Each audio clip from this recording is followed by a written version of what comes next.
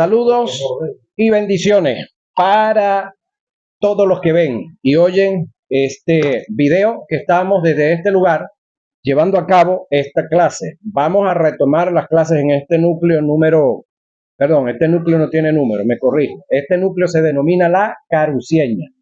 Fusión del núcleo 8 y el 4, ¿cierto? Fusión de estos dos núcleos. Bueno, estamos en la materia número 5, ya que aquí estamos, ¿cómo se dice? Actualizándonos, nivelándonos, es la palabra más adecuada, más correcta. Bueno, terminamos la materia 5 y pasamos a la 9. ¿Qué tal? Porque estamos nivelándolos con el nuevo pensum. Damos inicio, entonces, a la clase número 11. Estamos en la guía de dones del Espíritu. Hoy vamos a hablar acerca de los dones de expresión oral. Sí, ya hemos hablado de los otros dones. Ya estamos en esta ocasión teniendo la hermosa oportunidad de grabar este video que luego ustedes mismos lo van a ver y lo van a oír a través de YouTube, valga la cuña.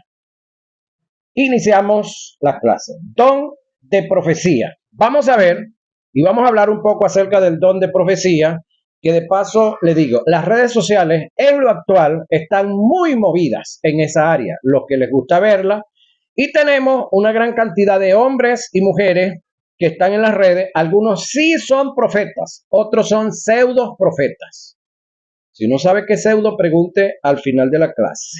Pseudo profeta y sí hay profetas. Sin embargo, una cantidad de las cosas que están diciendo no dejan de estar en la Biblia. Escuche esto, Jonathan. Gran cantidad de las cosas que ellos están diciendo, de lo malo que viene, tal, para allá, no deja de estar en la Biblia. Pero el detalle es la pregunta, ¿bajo qué sacerdocio están esos males que vienen sobre la tierra? Es decir, registrados en qué orden sacerdotal de las tres en las cuales fue escrita la Biblia. Ajá. ¿Cuál es el otro? Melquisedec. ¿Y el otro es? Ok. Entonces, durante el sacerdocio de Jesucristo, oigan esto, es imposible que Dios derrame sus juicios sobre la raza humana. ¿Por qué razón? ¿Se recuerda que vimos Cristología? Cuando vimos Cristología, analizamos 3 incidentes que se dieron en la cruz del Calvario. Redención, suélteme la otra, remisión y propiciación. Muy importante esta tercera, propiciación. En propiciación hay una cuarta que es que por causa de estos 3 se dio la regeneración, pero en el caso de la propiciación es que Dios se proveyó de un cordero para el sacrificio, para colocar todo el pecado de la humanidad sobre él y derramar toda su ira sobre ese cordero. Pero ese cordero se llama Jesús, el Cristo, el Mesías para los israelíes y Cristo para los griegos. Ahora, si yo le quito prestado a mi hermana Carmen $5,000, de repente ella dice, wow, está viendo una moto nueva por ahí, es amigo de Alfonso, que también, esa gente que tiene el pelo así, tienen plata ahorrada, y es amigo de Vicky, que esa gente que usan esos lentes así, se los ponen en la punta de la nariz, eso administran buena plata. Me los presta rapidito. Ok, pasa el tiempo, yo tengo que pagarle a ella dentro de un año, pero resulta que dentro de un año, cuando ella va a cobrarme, se da cuenta que yo no tengo es nada, lo que vivo es de apariencia. De verdad que no tengo cómo pagarle. Pero tengo una amiga que se llama Marlene, que tiene más plata que un comprador de burros en el tiempo que cazaban burros por ahí para darle a los tigres en el zoológico aquí en Barquisimeto. Ustedes conocen esa historia. Ella agarra $5,000 y se los pasa a Carmen para cancelar la deuda que Octaviano Torres tenía. Ok, si ya ella pagó la deuda y Carmen me sigue cobrando, Carmen será honesta, justa, confiable. ¿Verdad que no?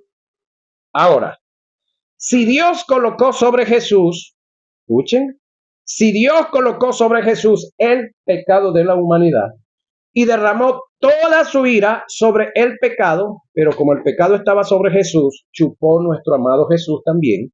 ¿cómo es que ahora va a estar profeta alguno, llámese como se llame, pertenezca a la federación que pertenezca, tenga los soles o las estrellas que tenga, no me hace mella eso, diciendo que Dios está derramando su ira sobre X sitio, X pueblo, X ciudad, X gente? Ya va. El Dios que vengó y cobró el pecado lo va a volver a hacer. Bueno, les puse la analogía antes para que entiendan. Ahora, gran parte de lo que todos estos profetas andan diciendo, escúchenme, no deja de ser verdad. El detalle es que como ellos no conocen propiciación, ellos creen que eso es para estos tiempos. No, eso va a suceder después de que la iglesia sea arrebatada. Algunas cosas. Otras solamente son imaginaciones de ellos. ¿Sí? Pseudas profecías, no son profecías reales.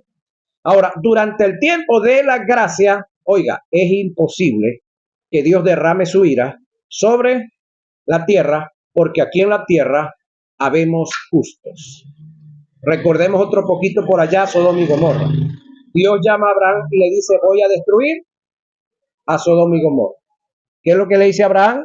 Señor, y si ahí hubiesen, creo que le dijo 50 justos, ¿no? Ajá. De ahí comenzó hasta que bajó y no había nada. Creo que a 10, ¿no? Por ahí creo que a 10. Ahora la pregunta sería, ¿y es que Lot no era justo? Como tal, no. Pero había una promesa a Abraham, su tío, que lo amparaba a él. Entonces los ángeles vinieron y le dijeron a Lot que saliera porque iba a ser destruida la ciudad. Y que no podían hacerlo mientras él estuviera ahí. Y que se diera prisa y que empujara. ¿Salió? Sí. Con sus hijas, cierto. Con la mujer también. Pero cuando iban ya casi saliendo, no habían salido todavía, la mujer miró hacia atrás y se quedó vuelta, una estatua de sal. Hasta que él no terminó de salir, agarró monte y se fue a otro poblado, no vino la ira de Dios sobre Sodoma y Gomorra. Entonces, ¿qué le dice a usted? Que Dios justo allá, o responsable de una palabra que le dio a Abraham, no destruyó hasta que no saliera lo único que había ahí, que más o menos. Exactamente. Entonces, ahora usted cree que Dios va a destruir al justo con el injusto. Entonces no sería un Dios justo. Entonces ahí es donde lamentablemente gran parte de todos estos profetas están como roille chino. ¿Alguien sabe cómo es la roille chino? Pelado. Entonces vamos a hablar del don de profecía. Vamos a hablar del don de profecía en el Antiguo Testamento y vamos a hablar del don de profecía en el Nuevo Testamento. ¿Existe el don de profecía? Vamos a ver qué dice aquí lo que tenemos. Para mayor comprensión de este don en sus funciones en la dispensación de la gracia, ya le di respuesta. Haremos un estudio en relación al profeta del Antiguo Testamento, su carácter que tiene que ver con el espíritu del profeta, sus funciones, entre otros. El don de la profecía como manifestación del espíritu y el oficio de profeta como ministerio dado por Jesús es algo tan serio que en el Antiguo Testamento, oiga, habían escuelas de profetas para instruir a quienes tenían el llamado de parte de Dios. Y muchos de los que profetizaron en nombre de Dios sin ser enviados por él, es decir, por Dios, eran apedreados o lapidados, asesinados, quitados del medio, policialmente dados de baja, hasta la muerte, eran lapidados a piedra, por la declinación moral del sacerdocio bajo Elí y sus malvados hijos, hizo que Samuel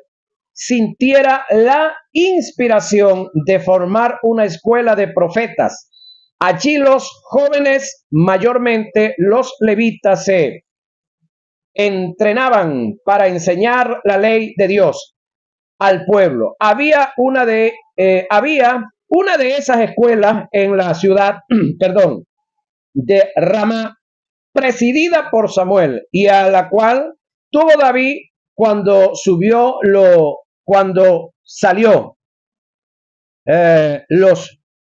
cuando Saúl lo buscaba para matarlo. En ese lugar estuvo por algún tiempo. Parece que había otra escuela en Gilgal, pues Samuel menciona a una compañía de profetas en los días de Elías y Eliseo. Se hacía referencia a los hijos de los profetas que vivían junto en Gilgal, Betel y Jericó. Estas escuelas eran, sin duda, para la enseñanza y estudio de la ley y las historias de Israel, y en ella se cultivaba también la música y la poesía sagrada. Las escrituras sagradas vino a ser una parte importante del trabajo de los profetas. A estos jóvenes se los preparaba mental y espiritualmente para ver que estuvieran en capacidad de ejercer una mayor influencia para el bien del pueblo. Todo lo que está escrito en el Antiguo Testamento y parte del Nuevo fue producto de palabras dadas por el Espíritu Santo en inspiración a la vida de los profetas, y que estos hicieron recopilación de ella. ¿Qué son tiempos proféticos y apostólicos? Esto hay gente repitiéndonos, diciéndonos por ahí. Hermano, estamos en tiempos proféticos y apostólicos. Ok, excelente. La iglesia de Jesucristo, Jonathan, todas las congregaciones son proféticas y son apostólicas, así no tengan el nombre escrito afuera. Así que la iglesia que usted pastorea, ciudadano, es profética y apostólica también. Así usted no le coloque ese nombre, no es necesario. Ya le explico qué es eso. ¿Qué son tiempos proféticos y apostólicos? Vamos a ver.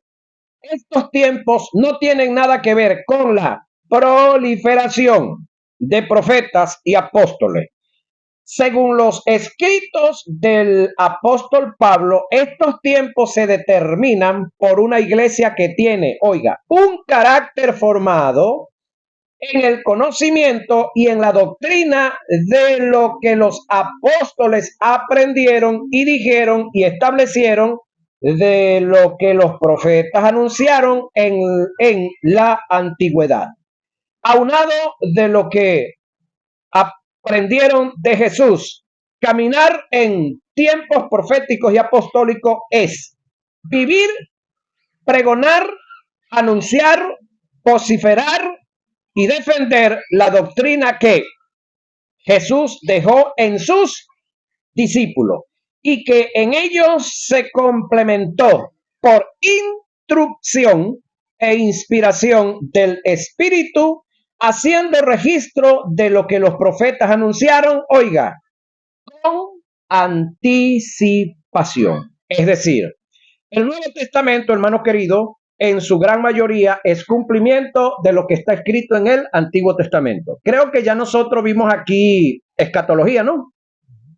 Mateo 24, les dije yo que el 80% de todo lo que aparece en Mateo 24 y Mateo 25 es del Antiguo Testamento. ¿Sí?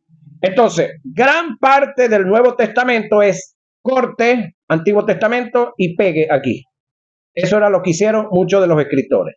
Hay cosas nuevas que fueron iluminadas, sí, pero una gran cantidad de lo del Antiguo Testamento fue dado en el Nuevo. Por lo tanto, la iglesia es apostólica porque creemos en la doctrina de los apóstoles. Profética porque los apóstoles se inspiraron en lo que los profetas enseñaron acerca de un individuo. ¿Quién cree que es ese individuo? Jesús. No, nada. El centro o el epicentro, la columna vertebral de todo el Antiguo Testamento es el Mesías prometido. No, nada. Y en el Nuevo sigue siendo. En el Antiguo era el Mesías que viene, Mateo, Marcos, Lucas y Juan, el Mesías con nosotros. Hechos de los Apóstoles en adelante, Él vuelve, pero ya en otra posición, en otra dimensión, que eso es lo que muchos no entienden. Hay gente, me van a disculpar, voy a usar una palabra del vulgo, hay gente bocones diciendo, si Cristo viene otra vez, lo crucificamos otra vez. Ajá, ponte a esperarlo de esa forma. Él viene sin relación con el pecado. Por lo tanto, quien ejecuta la maldad por causa del pecado, que es el diablo, no va a tener capacidad ni va a tener a alguien con ánimo de levantarlo en contra de Cristo cuando Él venga. Porque dice Apocalipsis que su mirada es como llama de fuego. ¿Puede usted aguantarse un soplete así que se lo prendan en la nariz? Bueno, si usted puede aguantar un soplete, entonces puede aguantar la mirada de Jesús y por lo tanto lo puede capturar y lo puede llevar preso y lo puede crucificar otra vez.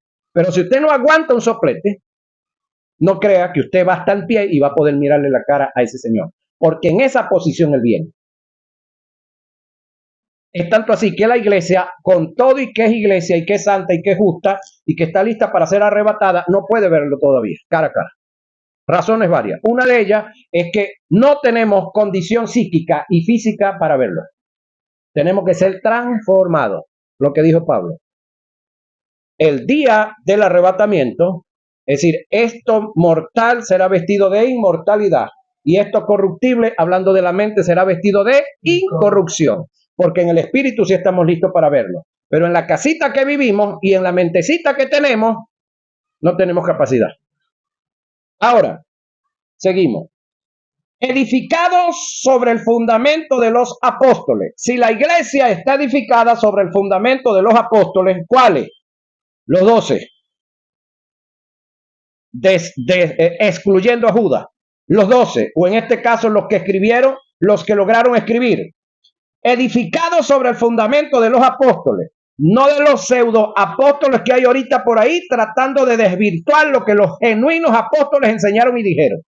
Ok, los apóstoles y profetas, siendo la principal piedra del ángulo, ¿quién? Jesucristo mismo, en quien todo el edificio, que es la iglesia, usted y yo, bien coordinado, va creciendo para ser un templo santo en el Señor, en quien vosotros también sois juntamente edificados para morada de Dios en el Espíritu. Efesios 2, 22, Efesios 2, 20 y 22. Los profetas, oiga, que profetizaron de la gracia. Ahora la pregunta es, ya va, los profetas que profetizaron de qué? De la gracia. ¿Quién es la gracia o qué es la gracia?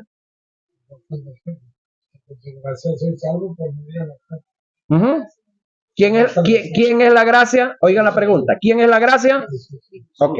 Entonces, los profetas que profetizaron de la gracia, oiga esto, de la gracia destinada a vosotros, inquirieron, es decir, indagaron, averiguaron diligentemente, no hubo pereza, no hubo flojera, indagaron acerca de esta salvación, escudriñando qué persona y qué tiempo indicaba el Espíritu de Cristo, que es el Espíritu Santo, que estaba en ellos, el cual anunciaba de antemano los sufrimientos de Cristo y las glorias que vendrían tras ello. A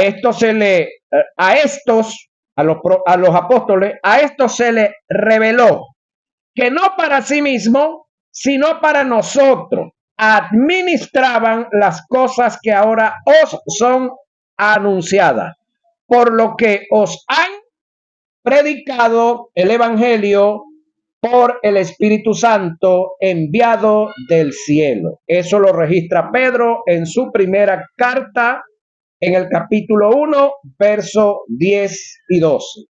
Es difícil que una iglesia que no tenga una mente, oiga, renovada y edificada por la palabra, se pueda mover en tiempos proféticos y apostólicos. Para moverse en estos tiempos hay que tener una mente profética y apostólica. Y para tener este tipo de mente se requiere tener los pensamientos de Jesús. Para tener los pensamientos de Jesús hay que conocer la palabra. Ahora, para conocer la palabra, hay que sentarse a estudiarla, que es lo que estamos haciendo aquí. Más nada, así sencillo. ¿Cuál es la mente de Dios? Lo que mandó a escribir, el pensamiento de Dios. Óigame, de lo que está en la Biblia, parte de ella. Porque en la Biblia están escritas palabras que dijo el diablo, palabras que dijeron los demonios y palabras que dijeron los hombres. Entonces ahí es donde se necesita escudriñar para ver de todo lo que tenemos en la Biblia, cuál es el genuino y el verdadero pensamiento de Dios. ¿Bajo qué orden sacerdotal? Que ahí es donde está el otro detalle. Porque, por decir algo, la Constitución del Perú puede ser muy buena, pero nos sirve a nosotros aquí en Venezuela. No. La Constitución de Francia, por decir un país, puede ser hermosamente buena, pero nos sirve a nosotros aquí. La Constitución de Venezuela puede ser la mejor del mundo, pero sirve en el Reino Unido, tampoco. Entonces ubiquémonos, tiempo y espacio. ¿Sí? Tampoco el tiempo profético, tampoco es la proliferación de profecías, dadas a nuestra propia merced, como andan algunos por ahí, o capricho humano, ya que la profecía es de fuente espiritual. Oigan, todo aquel que se levanta profetizando de parte de Dios y la fuente es inspiración, y la fuente e inspiración de la profecía no desciende de él, es decir, de Dios, el tal no será tomado por inocente. Su vida quedará estancada, cercenada de la bendición de Dios. Por lo tanto, señoras y señores, dejemos el fanatismo.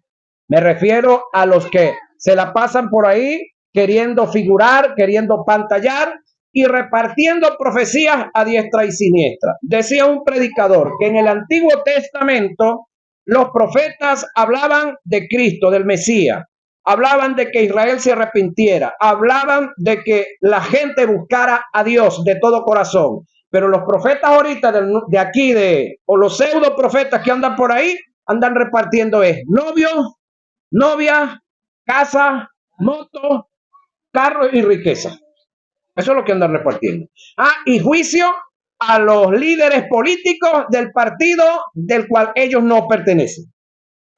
Pero a los líderes de los partidos políticos que ellos les simpatizan y practican o participan, para eso no hay mala profecía. No sé, analice usted, juzgue usted.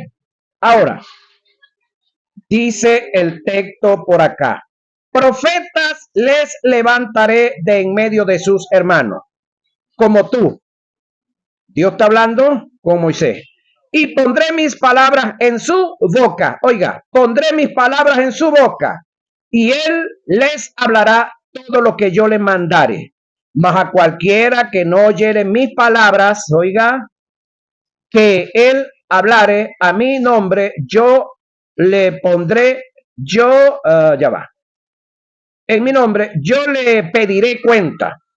El profeta que tuviere la presunción, oiga la expresión, de hablar palabras en mi nombre, a quien yo no le haya mandado hablar, o que hablare en nombre de dioses ajenos, el tal profeta morirá. Eso está registrado en Deuteronomio 18, 18 y 20. Ahora, traemos X profeta a la iglesia. Entonces comienzan a profetizarle al pastor que ya no viene una moto, que viene una camioneta, que viene aquello, que viene el otro. Ok. Si la esposa del pastor no la han autorizado, no la han ordenado como profeta, ahorita en la mayoría de las iglesias de estos pseudo profetas y pseudo apóstoles, la esposa del pastor, a juro, tiene que ser profeta. Si no lo sabía, entérese. Ahora, ya va. ¿Nosotros los hombres estamos en capacidad de repartir ministerios? No. El único que está en capacidad de repartir ministerio es Jesucristo, ni siquiera el Espíritu Santo. El Espíritu Santo se mueve a través de los ministerios que ordenó Jesucristo. Pero tenemos el montón de gente repartiendo ministerios a diestra y siniestra. Bíblicamente sabemos que hay 5 ministerios nada más. que son apóstoles, profetas, evangelistas, pastores y maestros. No hay más. No hay ministerio carcelario, no hay ministerio de adoración, no hay ministerio musical, no hay ministerio de repartir yaca, de repartir arepa, eso no existe. Ahora, que llamemos a los músicos ministros porque ministran, ok, pero no es un ministerio, la música no es un ministerio. Ya yo di adoración aquí, ¿no se acuerdan? Averigüen, porque eso viene de camino. Ajá. Ok, ahora, el espíritu de la profecía. Vamos a ver esto. Cuando hacemos referencia al espíritu de la profecía, estamos pensando en el carácter, oiga, y en su naturaleza. Por tanto, ninguna profecía que se dé de parte de Dios viene a estar en contra del carácter y naturaleza de Él. Ahora la pregunta es, en este tiempo, señoras y señores, ¿cuál es el carácter y la naturaleza de Dios en este tiempo? Bajo esta dispensación, ¿cuál es el carácter de Dios? ¿Cuál es la orden que Dios mandó? Y si Dios dio una orden es porque Él vive en eso. Andad en el Espíritu. Ajá. Y andar en el Espíritu es andar en ¿qué? Amor, gozo, paz, paciencia, benignidad, bondad, fe, mansedumbre y templanza. Analicemos el detalle. Entonces vamos a juzgar las profecías, no el profeta, las profecías de los profetas con el carácter de Dios para este tiempo. Es decir, ¿será que esos individuos, será que esos sujetos están ubicados en el espacio y el tiempo en el cual están viviendo? ¿Será que ellos están claros que el profeta tiene que mostrar el carácter de Dios como no lo hizo Moisés cuando golpeó la roca? Y por causa de no mostrar el carácter de Dios fue quitado del ministerio y por perder el ministerio perdió también la vida. Hay que ubicarse, señoras y señores. Seguimos acá. Ya que Dios es la fuente de la profecía, el profeta no solo está llamado a declarar la voluntad y los designios de Dios en una palabra, sino que viene a mostrar, oiga, su carácter en una palabra profética. Por esta causa, el apóstol Juan dijo, probad los espíritus. ¿Qué es probar los espíritus, señoras y señores? Y precisamente se refirió a profecía. Pablo dijo que la profecía debe ser juzgada. Oiga, la profecía, no al profeta. Amados, no creáis a todo espíritu, sino probad los espíritus. Tiene que ver con el carácter. Si son de Dios, porque muchos falsos profetas, es decir, si hay falsos profetas es porque hay profetas verdaderos. Si a usted le salen dando un billete de $15, ¿usted lo aceptaría? ¿Por qué razón? Ajá. Pero si le ofrecen uno de 10, ese sí. Es más, le dicen, mira, te voy a comprar el vaso, Alfonso. Te voy a dar un billete de $15 o te doy uno de 10. ¿Cuál escoge? Pero es que el de 10 es menos y el de 15 es más. Pero ese no existe. Entonces, si hay falsos profetas, es porque hay profetas verdaderos. Porque si el billete de 15 es falso, es porque hay verdaderos de 20 y de 10. Porque si no hay billetes verdaderos, tampoco hay falsos. ¿Se ubicaron? Entonces, si hay falsos profetas, es porque hay verdaderos todavía. Ahí quería que llegaran. Sí, falsos profetas. Ajá. Han salido por el mundo. En esto conoced el Espíritu de Dios. Todo espíritu, oiga, que confiesa que Jesucristo ha venido en carne, así en carne, es de Dios. Y todo espíritu que no confiesa que Jesucristo ha venido en carne, no es de Dios. Primera de Juan 4, 1 y 3. Asimismo, los profetas hablen, oiga, 2 o 3, y los demás juzguen, analicen, Y si algo le fuere revelado a otro que estuviere sentado, calle el primero, porque podréis profetizar todos. Oiga, uno por uno, para que todos aprendan y todos sean exhortados. Y los espíritus, oiga esto que viene aquí, y los espíritus de los profetas están sujetos a los profetas. Quiere decir que el espíritu no hace lo que le viene en gana. Como vemos en nuestros púlpitos, algunos adoradores y algunos pseudos adoradores, algunos predicadores y algunos pseudos predicadores que Alfonso le dio el micrófono y se sabe que son ¿cuántos? 45 minutos. A los 45 minutos usted tiene que entregar. Entonces, cuando ya llegan, ya están cerca, dice, hermano, hay algo aquí que no me deja entregar el micrófono. ¿Sabe qué es ese algo? Fanatismo. Eso se llama fanatismo. Eso se llama pantalla. Eso se llama ser creído. Porque los seres humanos tienen capacidad o tenemos capacidad para escuchar 45 minutos. Ya eso está probado. Entonces el Espíritu Santo no va a forzar eso. ¿Se entiende eso, verdad? Dijo un amigo mío, ¿me hago entender? Ajá. Entonces el Espíritu Santo no va a forzar lo que ya está establecido.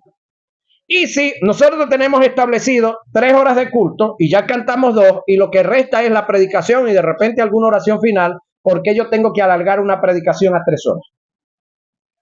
Eso se llama carnalidad, eso se llama abuso, eso se llama falta de gobierno del que está dirigiendo, perdón, del que está ministrando y del de la iglesia también, que lo vuelve a invitar otra vez al mismo. Yo le doy un bono, usted no viene más aquí. Ahora, escuche esto. Los profetas pueden, ok, y los espíritus de los profetas, reitero esto, están sujetos a los profetas. Pues Dios no es Dios de confusión, sino de paz. Otra de las cosas, un profeta que venga a profetizar en este tiempo no se me puede salir de la palabra que está para este tiempo.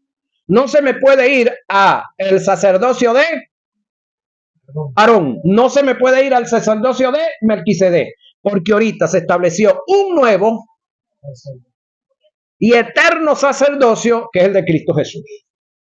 Y Cristo, andando con sus discípulos un día, atravesaba por allá por un barrio que no era la bendición de Dios.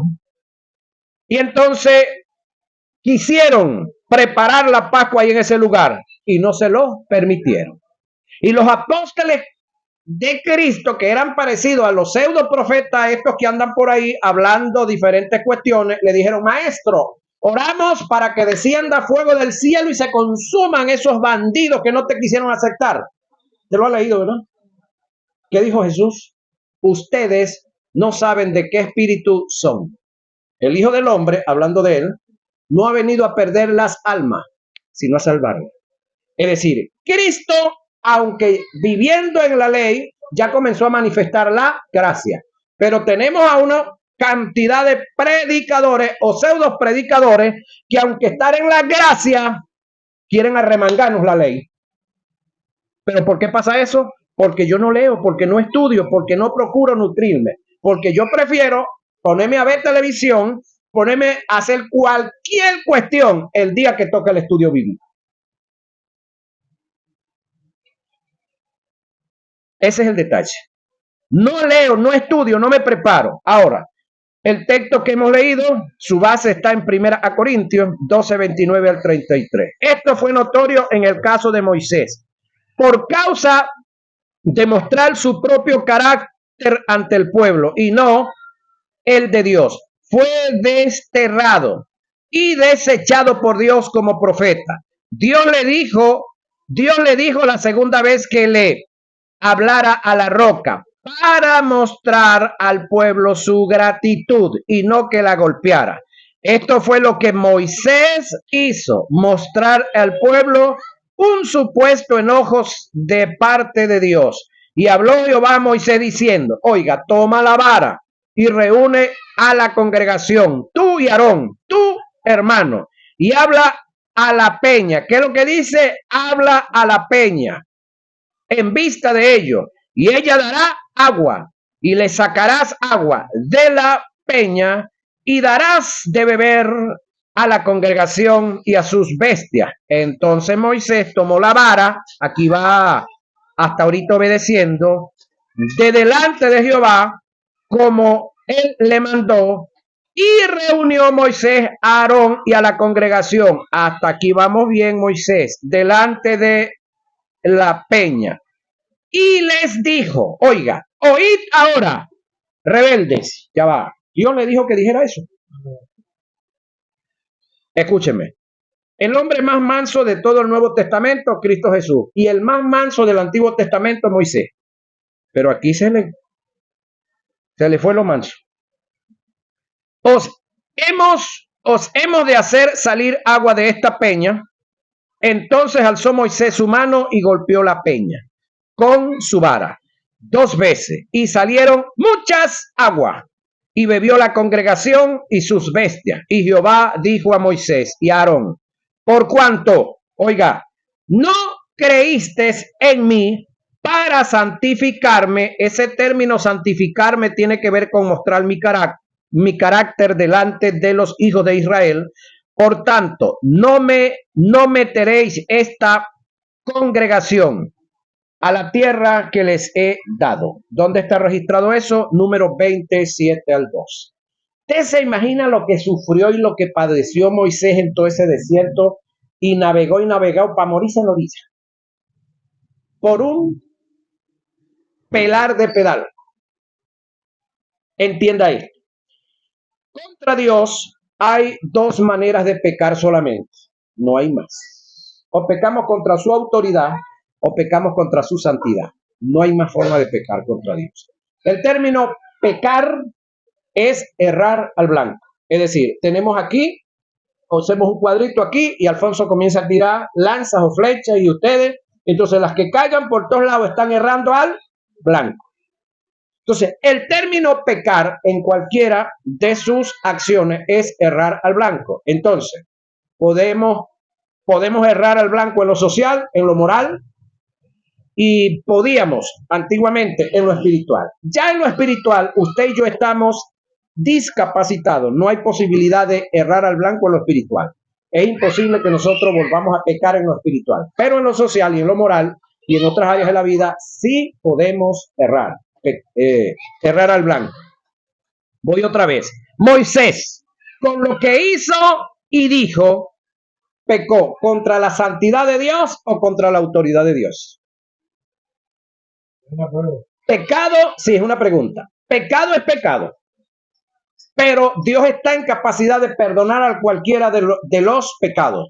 Sin embargo, cada tipo de pecado tiene sus consecuencias diferentes. Ahora, reitero, Dios no tiene problema con perdonar los pecados y el pecado.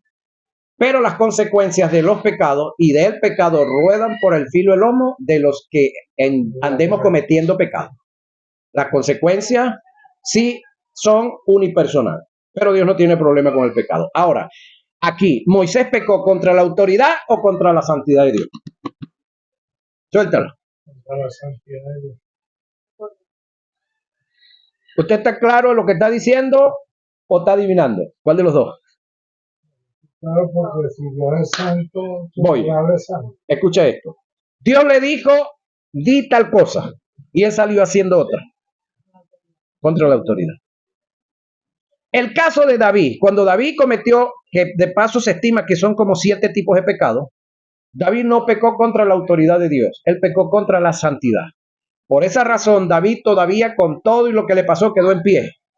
Pero Moisés, uno solito, hermano, junto con Aarón, uno solito, hermano, ñácata, raspado. Saúl también, porque a Saúl lo mandaron a arrasar, a acabar con una población, que no dejara a nadie. Ese era lo dicho de Dios. Y el tipo vino echando aquel cuento, no, el pueblo, es decir, si yo hubiese ido solo, yo lo hago, pero el pueblo que tú me diste, pero que era un rey, no era es decir, no era un consejo comunal, compañero, para decir que entre todos se pusieron de acuerdo y le dijeron, es esto lo que queremos, es el pueblo. No, él era un rey, lo que él dijera.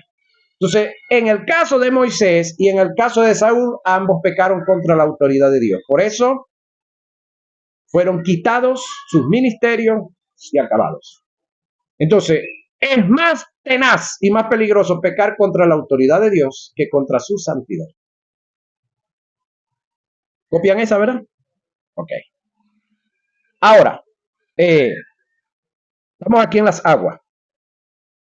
Toda profecía que redunde en prejuicio, oiga, en deshonra, y no glorifique el nombre de Dios y que no vaya de acuerdo a su carácter y naturaleza, debe ser descartada como procedencia de Dios.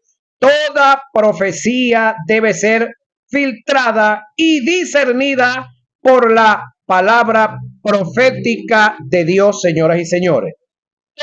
Toda de Dios, perdón, porque no os hemos dado a conocer el poder y la venida de nuestro Señor Jesucristo siguiendo fábulas artificiosas, sino como habiendo visto con nuestros propios ojos su majestad.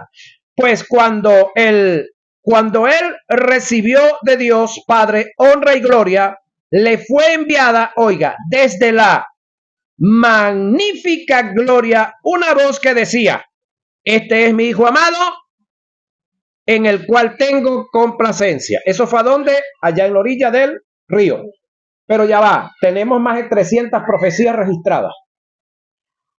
Pero ya después, en otra ocasión, por allá, cuando en el monte de la transfiguración, que aparece la figura de Moisés y la de Elías y la de Jesús en un momento de gloria, ¿qué fue lo que sucedió ahí? Pedro se inspiró en algo se inspiró y dijo: qué bueno que hagamos una casa para ti, una para Moisés y otra para Elías. Una nube los cubrió y la voz otra vez.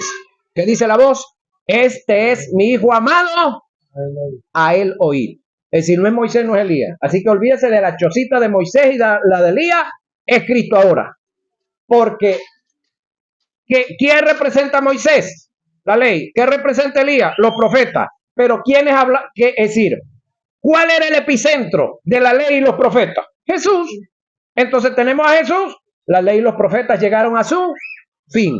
La palabra fin tiene dos, se escribe igualito, pero hay dos objetivos. Fin de final y fin de objetivo. Las dos llegaron. Pero entonces obtenemos un lote de gente por ahí queriendo meternos el Antiguo Testamento a juro, porque sirve. Ahora, el que no estudia se lo hace.